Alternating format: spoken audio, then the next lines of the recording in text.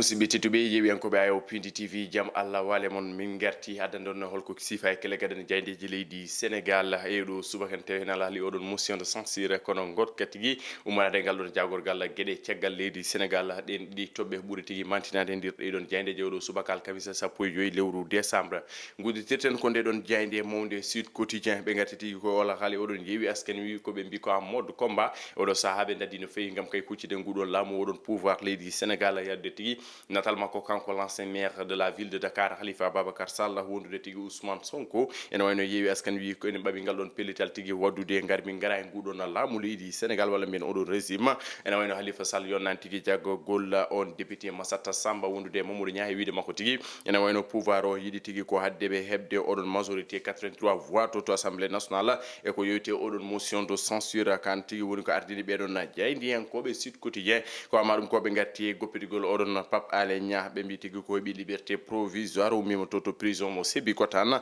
on jaydiyanke hoorejo Dakar matin yalte ɗum mbirtu no hannitni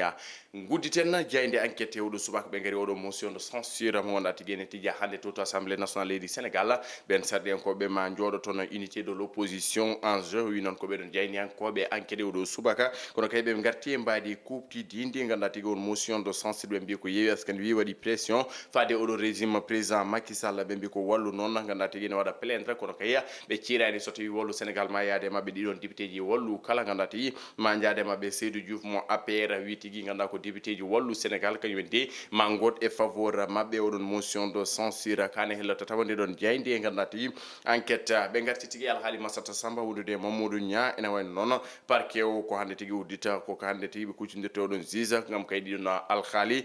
ngal pigal ngal ɓe mbaɗi faade oɗon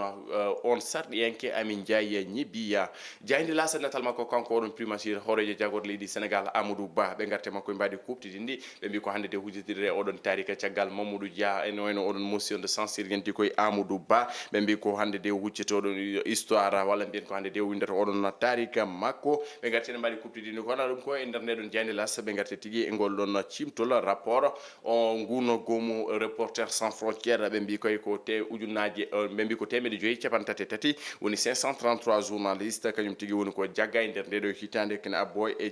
capanɗe joyyi jeeɗiɗo kañumen goni ɓe pittali mumen jooɗa capanɗe jeegomo e joyyi kañumen tigui goni waɗaɓe prendre en otage ene wayno ganduɗa ko capannayyi jeenayyi journaliste kañum tigui woni ko falji ko ɗum kodi rapport mo ganduɗa tigui ko gomu reporter sans frontiére alhaali tigui jaggogol Massata Samba Mamadou Niang ene wayno goɗɗo kaccuɗen kongi ko député mo yeewi askani wi woni Déthié Fall artine mbadi kuptidindi Vox Populi oɗo subakare mabɓe kanko tigui on hoorejo parlementaire mabɓe Birame Souleye Diop wondude Amadou Ba ɓe gatti ene mbadi kuptidindi ɓe mbi ko yeewi ganduɗa tigui hoola e wallu kono kay e ɗiɗon député ji goɗɗi oɗon opposition beele de ma gotanɓe walla mbiyen ma jaade mabɓe no hannirtini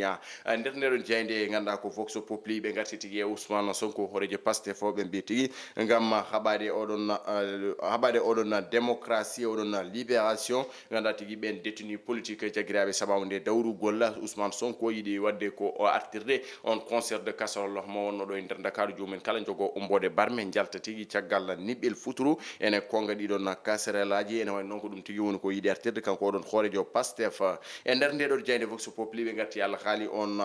affaire étrangère réseau de trafic de passeport kañum tigui wuta taw kay ko waɗoɓe papier ji walla mbiyen kayitaji ɗi ndewani lawol service o waɗama démantelé caggal on scandale de passeport diplomatique ene wayno ko passeport ordinaire uji tigui yiita ganduɗa kay jomumen pewnduma e ko ndewnani ɗum lawol on jagorɗo kalfinanti gueɗe caggal leydi Sénégal Aissata Tall Sall warti ene mbaɗi kuptidindi kono kay o wi ko ɓeɗon tigui yo pawe junggo kono kay wadde annulé 1er janvier 2021 ha 13 décembre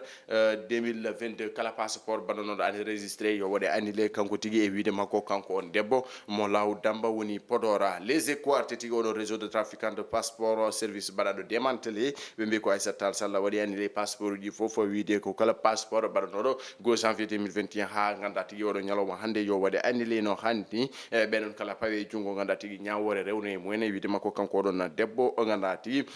ko debbo mo ganduɗa tigui jagorɗo gueɗe caggal leydi Sénégal exposé de motif de la motion de censure d'une partie d'opposition yeewi brandi ses arguments wallu réserve sa réponse ɓe mbi ko yeewi askani ha joni ne jagui to jagguno kono kayne fiɓi tigui yaade ndeɗon haare ha gasa gam ko yalla haali oɗon motion de censure Amadou Ba yonani ɓe Amadou Ba politique déclaration de politique générale mum yonani ɓe ɗum de woni sababu ganduɗa tigui ɓe mbi ko yo yo lap cera wala mbiyatna ganda tigi woyle no hanitni ya l'observateur nde jayde yusuma jigen arti ko oɗon trafic de passeport oɗon dik wonni ganda tigi fawɗo jungo e jeeɗiɗo ɓen ɓe ganda tigi waɗannoɓe ɗiɗon ɗereji ɗiɗon passeport taw kay dewnan ɗum lawol ASPEX on cerveau ko ton tigi tawa jagga walla mbiyen ko juriste goto e mabɓe tigi ko toon tawa fawa jungo taw kay ko kanko ɗo wonno ɗeɗon gueɗe kala gueɗe ɗe ndewa lawol ene wayno ndeɗon yewtere ko yewti on troisiéme mandat la candidature de Macky Sall et le lavage du cerveau ɓe mbi ko débat sur le troisiéme mandat diagnostic de la stratégie de comme de l'APR ene way noon ɓe garti ene mbaɗi kuptidindi kamɓe tigi ndeɗon kaɗon landa APR alliance pour la république jayde bisbi le jour o média nde arti koye oɗon affaire faux passeport trafic de se poursuit ɓe mbi ko sappo e ɗiɗo kañumen kala ganda tigi woni jofaɓe kay ene jeeya mabɓe rewɓe e ganda tigi jeeɗiɗo woni faaɓen jungo e oɗo saaha taw kay ko waɗannoɓe ɗiɗon passeport uji ndewnan ɗum lawol Aissata Tall Sall noon ñañi hen woni sababu tigi o yo passeport uji fof mbaɗe annulé important dispositif du ministère qui a permis à détecter les faux passeports wi noon tigi ko ɓeɗon jeynenkoɓe besbi le jour en guddidi nden gudditen le quotidien ɓe mbi ko démantèlement réseau de démantèlement d'un réseau faussaire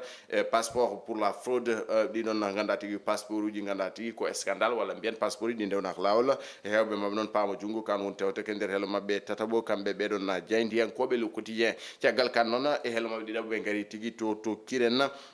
ene wayno ko gaynako goto kañum tigi mo woni mo fittano mum yooɓa toon to kirena kan won tewtege e nder helle mabɓe ɗiɗaɓo le soleil national e natal makko kanko lamtoro bourguede son excellence le président de la république jayne koɓe guindirde mbi ko Macky Sall on leadership salué par Washington ɓe mbi ko président africain président francophone afrique francophone ɓurɗo tigi yeɓede e nder hello tiwite kanko tigi ɓuuri hewde ganda tigi waɗoɓe mo suivre kanko président Macky Sall beele ko golle makko beele ko faydagal makko o nanɗon ɗum en tawi nder hello mabɓe ɗiɗaɓo kamɓe ɓeɗon jaynekoɓe le soleil guddeten ko jayde wiw sport caggal tigi Lionel Messi nde nawti Croatie ganda tigi haɗum yettade ngal ɗon dawal battinigal ene wayno Kylian Mbappé haadi Achraf Hakimi windude oɗon tarike jokkude windude tarike yetta tigi ngal ɗon dawal battinigal ene wayno ganda tigi ko Lionel Messi Kylian Mbappé les deux parisiens kañumen tigi mbaɗata affronté oɗon final wonata ko ñande 18 lewru décembre ɓe mbi ce sera la France ce sera France Argentine acquis la troisième étoile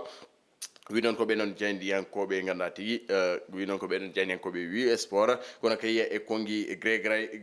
regragui on entraîneur mo leydi ganda tigi Maroc Walid o wi ko on a donné le maximum c'est le plus important min kokki komin mbawno ko ɗum tigi wonno ganda tigi mujibo ko ɗum wonno ngal ɗon pellital ene wayno ko ɗo Allah hanni Maroc Croatie troisième place coupe du monde Qatar 2022 heddi ko 2 matchs tout juste c'était un événement ganda tigi yimɓe kala dakmiti men yiɗɓe football ne dakmiti men no hanit ni ɗum wonno ko jayndeji ɗi min gaddanno on kele mum gaddane e oɗo subaka to karalagal to ko Thiat Walo hufnalirde ko Moussa Niabandira musidɓe tedduɓe yo Allah ko yiɗi suba